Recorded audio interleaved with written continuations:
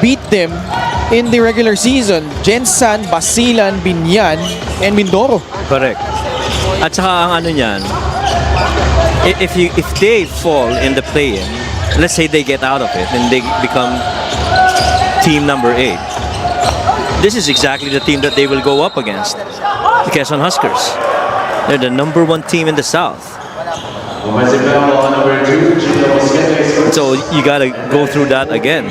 Now, if you're the other bottom teams trying to chase up in the play-in, you see this drive right here. Kita naman yung ward off doon, yeah. Clearly extended that left arm to try and create space against the Tamsi. Kung ikaw naman ang ibang team na nasa baba, nalalaban sa play-in sa Zamboanga, alam mo na, galing to sa taas na punta sa baba. No? So medyo, worry ka din. Una with a steal. Zamboanga needs to find that spark. And they still have time. Oh, wow. I thought he could have taken that. Kawilan has been tentative here in the fourth quarter. Matter of fact, every time he gets that ball from the 3, he's not looking at the rim. He's looking at his teammates. Michael Ares shot. Not close. Mosqueda barreling to Vince Magbuhos. Di naman sadya, no? Pero Magbuhos visibly hurt after hitting that standy there. And that was full force. Chino Mosqueda landing on Vince Magbuhos. That was a full speed chase for the ball down on the deep corner, the right side. Ang bola sa Zamboanga pa din, no? Yeah. Oh, sa Zamboanga pa rin ang bola. Very important possession here as we head into the last 2 minutes in regulation. Mosqueda. Now it's with Capobres. Capobres just... Tough shot. That was just out of control. You gotta credit the defense. You know, there was no space on that right side. Everything on the left. That was the only thing that was given by the Huskers that moment for Alvin Capobres. You know, as impressive as Zamboanga has been here this season, Coach Mike, they turned a lot of heads when they almost beat Nueva Ecija in Palayan City.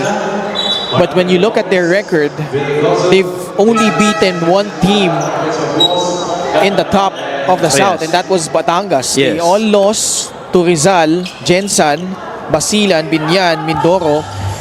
And unless they make a comeback here, this looks like another loss against the Quezon Huskers naman. And if you look at, again, I talked about this top of the coverage. Their first 15 games, 13-2. Could have been a 15-0 if not for the 2-point loss against Imus and another 2-point loss against Mindoro. Now, after they won against Batangas by 5, and that was their 15th game, they were taking on Nueva Ecija, Bataan, Pasay, and then Pasay. Imagine if they won against Nueva Ecija. That would have been 17-0 and you beat the top team in the North. And so this would have been a good confidence boost. Itong free throw na ito, din sa ating extreme appliances, ang subok at kompleto compliance brand ng Pilipinas. This would have been a good confidence boost heading into the more difficult games later on. But unfortunately, it didn't pan out that way for the Zamboanga Sika. Kaya nga sinasabi ko, kung ikaw man ang nasa ilalim at alam mong parating pababa papuntang play nitong Zamboanga, you know you gotta gear up. Because this is a team that actually belonged to the top, in the top ranked teams early this season, and you cannot take them lightly. And that question remains for them. When the game slows down and they're forced into a half-court game, how will they execute? Especially going up against the top defensive teams like Quezon,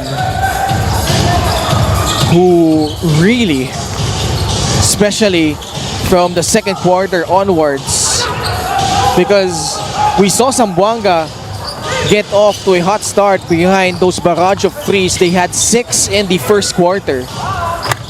But ever since Quezon clamped down on the defensive end, played those passing lanes, forced a lot of live turnovers, Zamboanga just really had a hard time recovering from here on out. Agree. At saka again, I'm gonna go back to how I observe most of the teams here this season.